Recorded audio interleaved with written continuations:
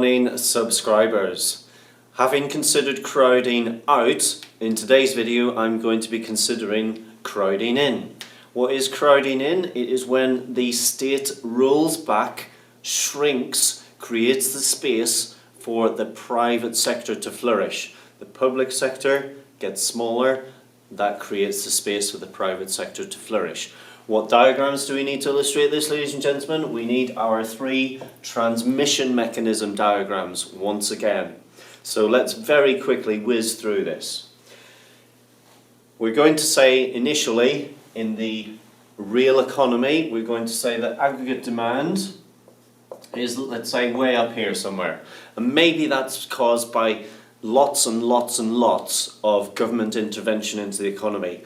As a consequence, the G component, excuse me, the G component of AD is very significant, and it is helping to push AD along to the right. But at the same time, it's squeezing out the private sector, as we mentioned yesterday.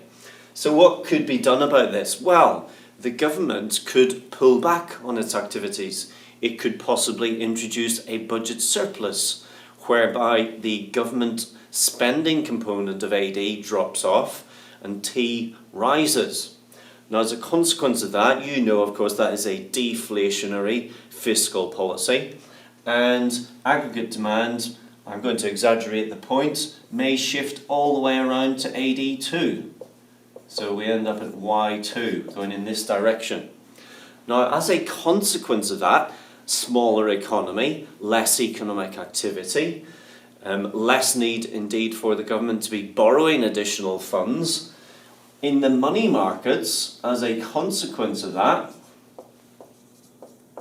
the demand for money would therefore shift to the left in this instance.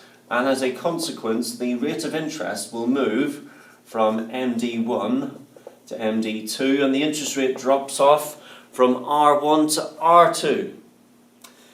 What impact does that have, ladies and gentlemen, on investment demand? Here's our investment demand schedule or curve. Well, at the initial rate of interest R1, investment demand was here. And remember, AD equals C to the I to the G to the X minus M.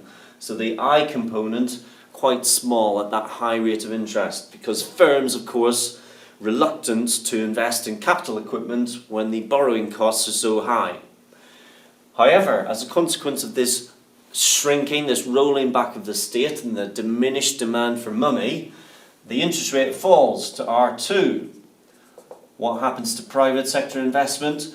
Now the private sector has this space in the economy because the government sector, the public sector has shrunk. And as a consequence of that, this I component, in theory anyway, in theory, not reality necessarily, but in theory, the I component is now going to rise. And this, ladies and gentlemen, will then help to shift AD2 back along in this direction. So we may end up, let's say, here at AD3 at Y3.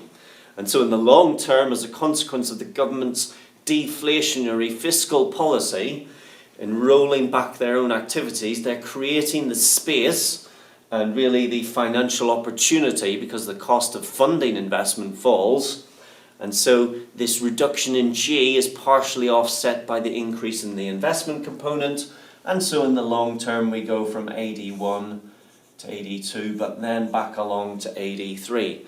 And this is the crowding in effect, whereby the government takes a little bit of a back seat, creates the space for the private sector, so public sector shrinking, private sector getting bigger, and so we end up overall possibly moving from AD1 to AD3, rather than that sort of very basic scenario which we've talked about at AS level, where we simply move straight away from AD1 to AD2 with no offsetting in the economy.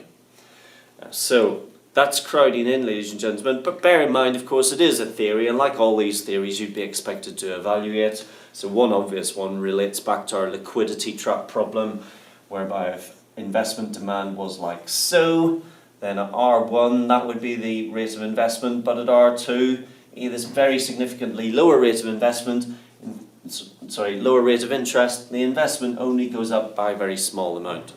And think about what's going on in the economy at the moment.